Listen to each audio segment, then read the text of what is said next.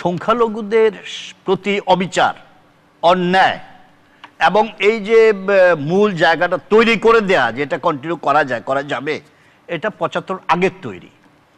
১৯৬৫ সালে পাক ভারত যুদ্ধের সময় ৭০ দিনের যুদ্ধে শত্রু সম্পত্তি অর্ডিন্যান্স নামে যে অর্ডিন্যান্স জারি করা হয়েছিল, আমি আজকে আমার এক বন্ধুর কাছ থেকে তথ্যটা আমি সংগ্রহ করেছি, একজ্যাক্ট তথ্য।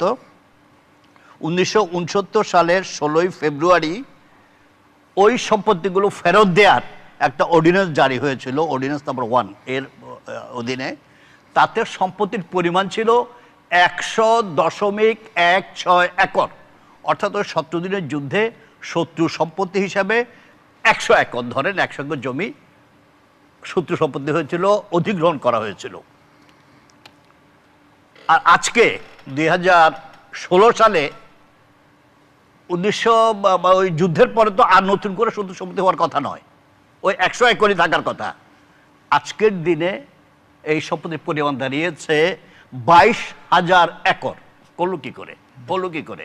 এবং এটা সূত্র হচ্ছে ১৯৭৪ সালে আওয়ামী লীগ যখন ক্ষমতা ছিল, বঙ্গবন্ধু যখন প্রধানমন্ত্রী, সংসদ নেতা, সেই সংসদে শত্রুর সম্পত্তি অর্ডিন্যান্সটিকে অর্পিত সম্পত্তি আইনে পরিণত করা হয়।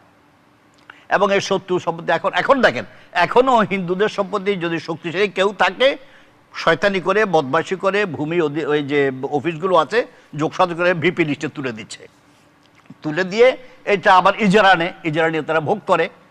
আর তাছাড়া এই যে যাদের আমরা করলেই তো যে জামাত, শিবির, বিএনপি এদের কথা বলি, যে সময় থেকে শুরু হয়েছে তখন তো বিএনপি ছিলই না।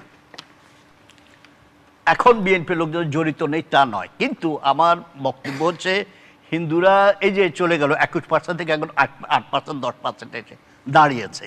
এদের যে সহায় সম্পত্তি যেগুলো গ্রাস করেছে যে ভূমিদস্যুরা, আজকে আপনারা সরকারকে বলেন বা যে কোনো জায়গায় গবেষণা করা হোক, বের করা হোক, এদের কাছ থেকে দখল করা, নাম কস এরকম সাম্প্রদায়িক দাঙ্গা দিয়ে ঘরে আগুন লাগিয়ে মারপিট করে একটা এলাকা একটা মেয়েকে জোর করে তুলে নিয়ে গিয়ে ভয় লাগিয়ে তাড়িয়ে দেয়া, বিনামূল্যে অথবা নামমাত্র মূল্যে যে সম্পত্তির কাছে কেড়ে নেওয়া হয়েছে, দখল করে নেওয়া হয়েছে, যারা দেশত্যাগ করতে বাধ্য হয়েছে তাদের কাছ থেকে, সেই সম্পত্তিগুলো কোথায় আছে?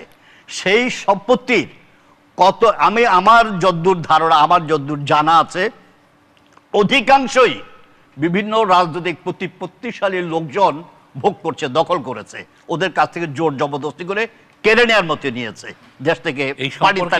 এবং এই সম্পত্তি এখন যদি হিসেব করা হয়, তথ্য সংগ্রহ করা হয়, ওই প্রভাব প্রতিপাশীর লোকজন কারা, যারা এদেশের হিন্দুদেরকে দেশ থেকে বিতাড়িত করে তাদের জায়গা সম্পত্তি দখল করেছে। তো কাজে এগুলোর অনেক আগে থেকে শুরু হয়েছে, চলছে এখনো।